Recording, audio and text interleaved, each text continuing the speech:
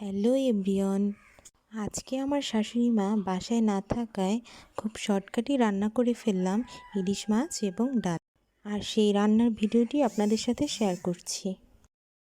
ফার্স্টে আমি মাছটি কেটে খুব ভালো মতো ধুয়ে নিয়েছি এবং এর মধ্যে দিয়ে দিচ্ছি সামান্য পরিমাণ হলুদের গুঁড়া, মরিচের গুঁড়া আর কিছুটা লবণ।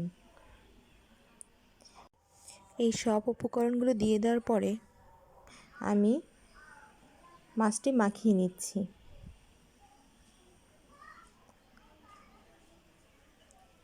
এরপরে আমি অন্য একটি কড়াইতে পরিমাণ মতো সয়াবিন তেল দিয়ে দিয়েছি এবং তেলটি খুব ভালো মতো ফুটিয়ে আমি তার মধ্যে দিয়ে দিচ্ছি সেই মেখে রাখা মাছগুলো।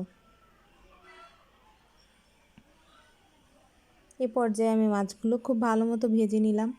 তারপর অন্য একটি কড়াইতে সেই মাছ ভাজার যে তেলটা ছিল সেই তেলটা আমি দিয়ে দিয়েছি এবং এর মধ্যে দিয়ে দিচ্ছি কিছু পেঁয়াজ কুচি। পেঁয়াজ কুচিটা আমি ভেজে নিচ্ছি।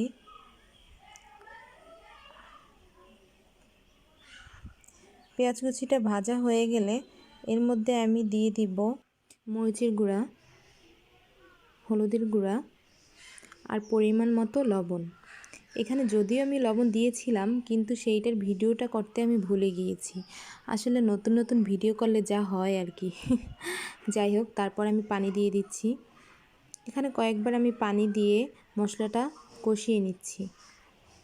এই যে মশলা কষিয়ে নেওয়ার পরে আমি পানি দিয়ে দিলাম।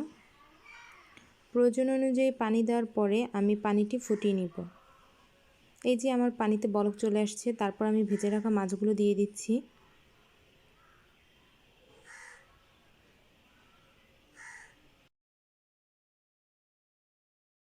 কিছুটা সময় নিয়ে আমি মাছগুলো রান্না করে নিচ্ছি।